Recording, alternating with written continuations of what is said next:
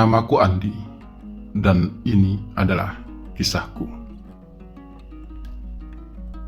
Kisah ini berawal dari sejak aku menikah dengan gadis cantik yang sangat aku cintai. Namanya Echa. Setidaknya begitulah ia dipanggil. Aku dan Echa sudah pacaran hampir 5 tahun. Sejak kami masih sama-sama kuliah. Hingga akhirnya kami pun sama-sama mulai bekerja. Aku bekerja sebagai karyawan di sebuah perusahaan kecil di kota kami. Sementara Echa juga bekerja sebagai karyawan di perusahaan lain. Setelah berpacaran selama 5 tahun dan karena sudah punya pekerjaan tetap juga, kami pun akhirnya memutuskan untuk menikah. Tentu saja atas persetujuan kedua keluarga kami. Setelah menikah, sesuai perjanjian kami dari awal, kami pun memutuskan untuk membeli rumah sendiri dan hidup mandiri, serta memulai kehidupan baru kami sebagai sepasang suami istri. Sejak awal, pernikahan kami baik-baik saja.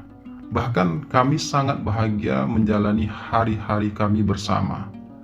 Karena kami memang menikah atas dasar saling cinta. Dan terlebih lagi, kehidupan kami secara ekonomi juga lumayan mapan. Jadi jarang ada persoalan yang timbul di antara kami berdua. Apalagi karena sudah lama pacaran, kami pun sudah saling mengenal karakter masing-masing. Selain itu, kami juga punya kesibukan bekerja dari pagi sampai sore.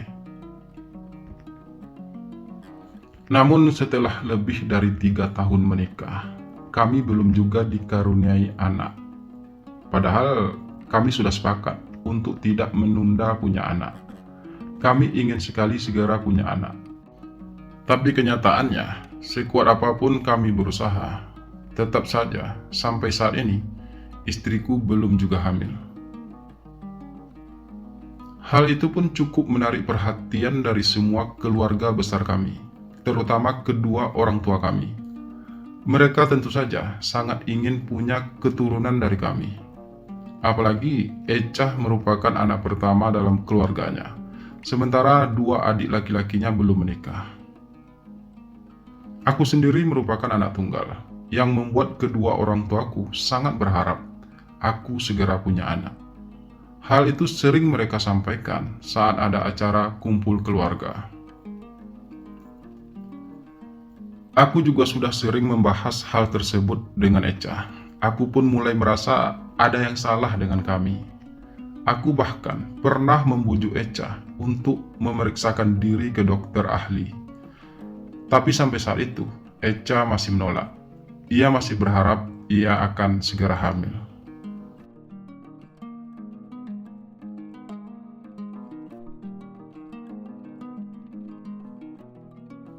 Lima tahun pun berlalu dari sejak awal pernikahan kami.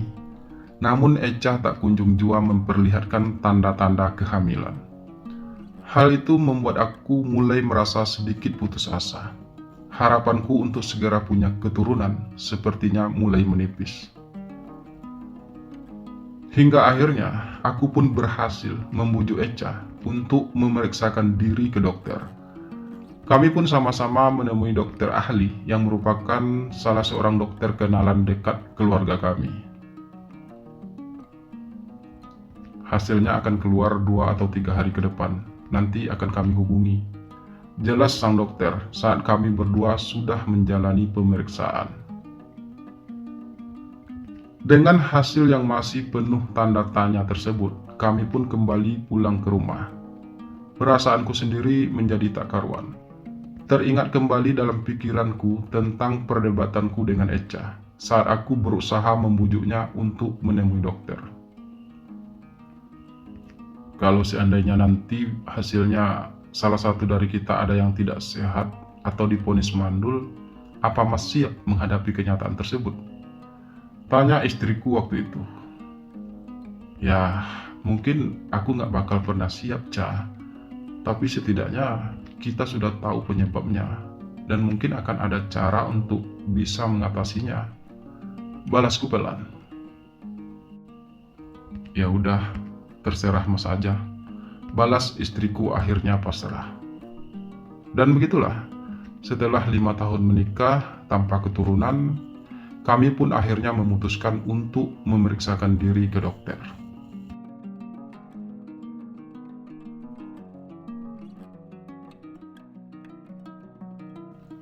2 hari kemudian, aku pun mendapat telepon dari dokter yang memeriksa kami 2 hari yang lalu. Ia meminta kami untuk datang ke tempatnya hari itu.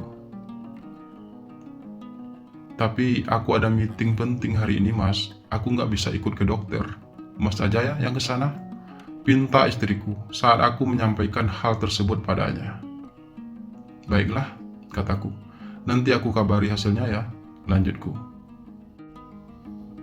Kabari aja kalau kita sudah di rumah nanti ya mas.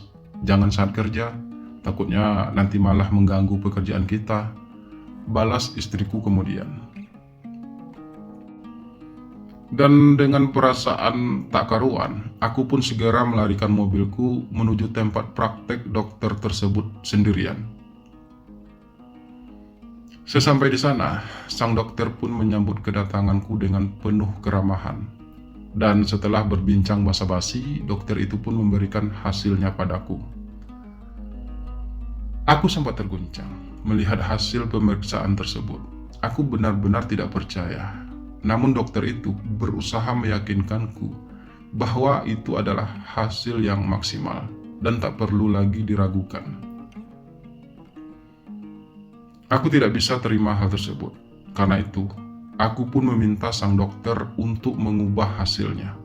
Aku tak ingin istriku kecewa jika ia tahu hasil yang sebenarnya. Saya bersedia mengubah hasilnya. Tapi, apapun yang terjadi setelah ini, itu semua di luar tanggung jawab saya. Saya harap kamu bisa mengerti. Begitu ucap dokter tersebut akhirnya, setelah dengan sangat memohon aku memintanya untuk mengubah hasil tersebut.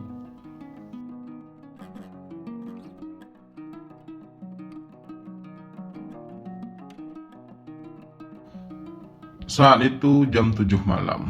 Aku dan istriku sudah selesai makan malam. Kami memang belum membahas tentang hasil yang aku dapatkan dari dokter tersebut. Jadi gimana mas hasilnya? Tanya istriku ketika kami sudah berada di dalam kamar. Aku pun dengan sangat berat memberikan amplop berisi catatan hasil pemeriksaan tersebut kepada istriku. Tentu saja dengan hasil yang sudah direkayasa oleh dokter tadi. Istriku mulai membuka dan membacanya. Aku lihat raut keterkejutan yang luar biasa di wajah istriku saat ia membaca hasil pemeriksaan tersebut. Maafkan aku, suaraku berat. Kamu gak perlu minta maaf mas, timpal istriku. Aku akan tetap mencintai kamu apapun keadaannya. Lanjutnya. Tapi aku tidak akan pernah bisa memberi kamu keturunan, Ca. Ucapku lagi. Aku gak peduli mas, yang penting kita tetap bersama selamanya. Balas istriku. Lalu bagaimana dengan keluarga besar kita? Apa mereka bisa menerima semua ini? Tanyaku kemudian. Mas tenang aja, mereka pasti bisa mengerti kok. Balas istriku pelan. Aku tahu, istriku kecewa dengan hasil pemeriksaan tersebut. Ia pasti merasa kecewa karena tahu suaminya sudah divonis mandul. Namun, ia akan semakin merasa kecewa jika ia tahu hasil yang sebenarnya. Ia pasti tidak akan bisa menerima kalau sebenarnya dialah yang divonis mandul. Aku tahu, aku salah karena telah membohongi istriku. Tapi rasanya itu jauh lebih baik. Setidaknya ia tidak akan terbebani dengan rasa bersalah karena tidak bisa memberi aku keturunan. Dan bagiku, itu adalah salah satu bentuk betapa aku sangat mencintai istriku.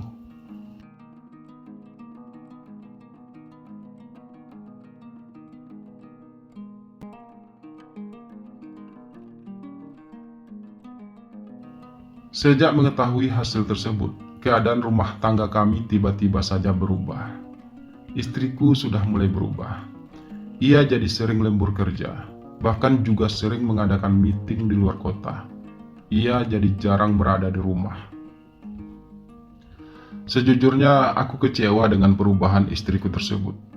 Aku pikir ia justru akan semakin perhatian padaku karena tahu kalau aku ini mandul.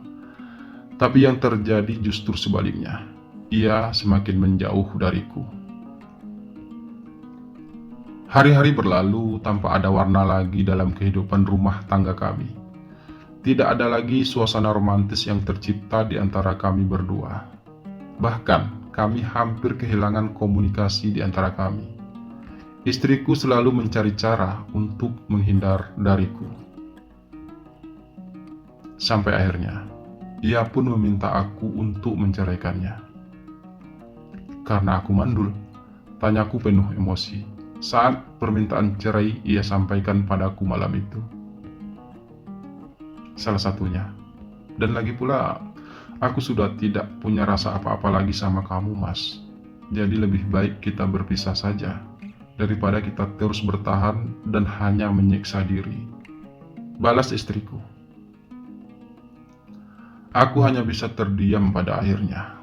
Mungkin istriku memang tidak bisa menerima kalau aku ini mandul. Mungkin ia merasa kecewa padaku. Padahal seandainya dia tahu yang sebenarnya. Tapi ya sudahlah. Aku tidak mungkin menceritakan yang sebenarnya. Hal itu pasti akan membuat ia semakin marah padaku. Mungkin memang lebih baik kalau kami tidak hidup bersama lagi. Karena sepertinya istriku sudah bulat dengan keputusannya untuk bercerai dariku.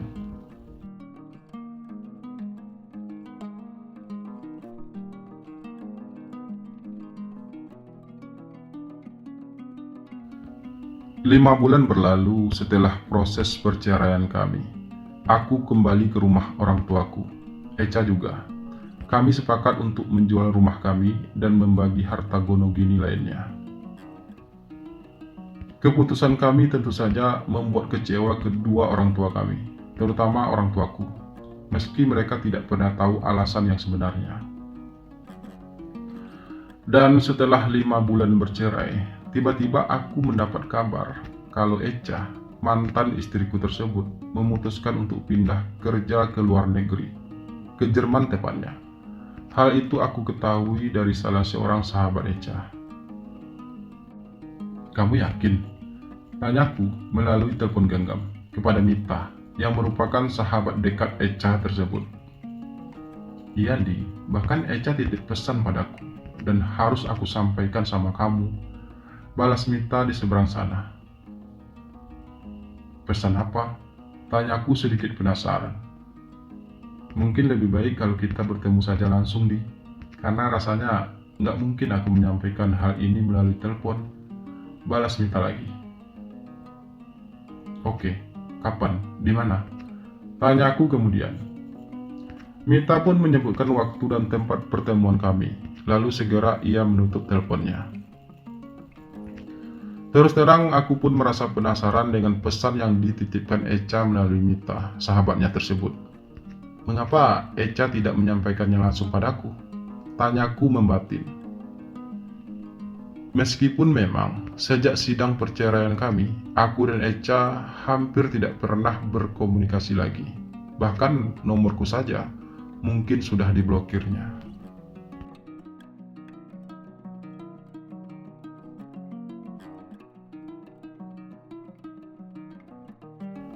Sesuai dengan jadwal dan tempat yang telah kami sepakati bersama Mita, kami pun akhirnya bertemu di sebuah kafe. Mita sengaja memilih tempat duduk paling pojok agar pembicaraan kami tidak terganggu dengan pengunjung lain. Sebenarnya ini sangat rahasia, Di, tapi aku memang harus menyampaikannya. Mita memulai pembicaraan. Aku menyimak, Mit. Balasku serius. Sebenarnya Echa tahu kalau kamu berbohong. Mulai Mita lagi. Berbohong? Berbohong tentang apa? Tanya aku jadi penasaran. Echa tahu kalau yang mandul itu dia, bukan kamu, Di. Echa sengaja mendatangi dokter yang memeriksa kalian tersebut keesokan harinya, karena ia merasa penasaran. Dan dokter tersebut tidak bisa bohong pada Echa. Dokter tersebut mengatakan yang sebenarnya. Mita menarik napas sejenak. Echa tahu kalau kamu melakukan semua itu karena kamu sangat mencintainya. Tapi mungkin cinta Echa buat kamu lebih besar dari itu, Di. Karena itu, ia terus berpura-pura tidak mengetahui hal tersebut. Ia pun berniat untuk melepaskan kamu, Di. Sekali lagi, Mita menarik napas. Echa sadar kalau ia tidak akan pernah bisa memberi kamu keturunan. Karena itu, Echa pun merubah sifatnya. Jadi tidak perhatian sama kamu, jadi jarang pulang. Sampai akhirnya, ia pun meminta cerai dari kamu. Itu semua ia lakukan agar kamu mau meninggalkannya, agar kamu bisa menikah dengan gadis lain yang bisa memberi kamu keturunan. Kali ini, Mita menarik napas lebih lama. Lalu, kenapa ia harus pindah ke Jerman? Tanyaku tanpa sadar. Suaraku pun mulai parau. Karena jika ia terus di sini, ia merasa tidak sanggup jika melihat kamu hidup bersama orang lain. Dan lagi pula, Echa pikir, jika ia masih di sini, kamu akan sulit untuk melupakannya dan mencari penggantinya. Balas Mita menjelaskan lagi. Oh, kali ini aku terdiam. Aku benar-benar tidak tahu harus berkata apa saat ini. Sebegitu besarnya pengorbanan Echa untukku, dan aku tidak pernah menyadari hal tersebut selama ini. Kini semua terserah kamu, nih. Jika kamu memang benar-benar mencintainya, kamu tahu apa yang harus kamu lakukan. Ucap Mita selanjutnya. Ini alamat Echa di Jerman. Mita berucap lagi, sambil menyerahkan secarik kertas berisi catatan sebuah alamat. Ini hanya ideku saja. Echa tidak tahu kalau aku memberikan alamat ini sama kamu. Bahkan sebenarnya, Echa tidak ingin kamu tahu di mana ia berada sekarang, karena ia ingin kamu benar-benar melupakannya. Tapi, aku adalah saksi hidup perjalanan cinta kalian berdua, Di. Dan aku selalu ingin yang terbaik untuk kalian berdua. Begitu Mita mengakhiri kalimatnya. Lalu kemudian, Mita pun segera pamit padaku. Sementara aku masih termangu menatap kertas berisi alamat tersebut dengan penuh kebimbangan. Sebenarnya, aku sudah mulai belajar untuk melupakan Echa. Bukan karena ia mandul, tapi karena aku pikir Echa tidak mencintaiku sedalam itu. Namun sekarang, aku sudah tahu semuanya. Cinta Echa terlalu besar untuk aku lepaskan begitu saja. Aku hanya berharap, apapun keputusan yang aku ambil untuk hidupku selanjutnya, adalah keputusan yang terbaik yang tidak akan menyakiti siapapun. Ya, semoga saja.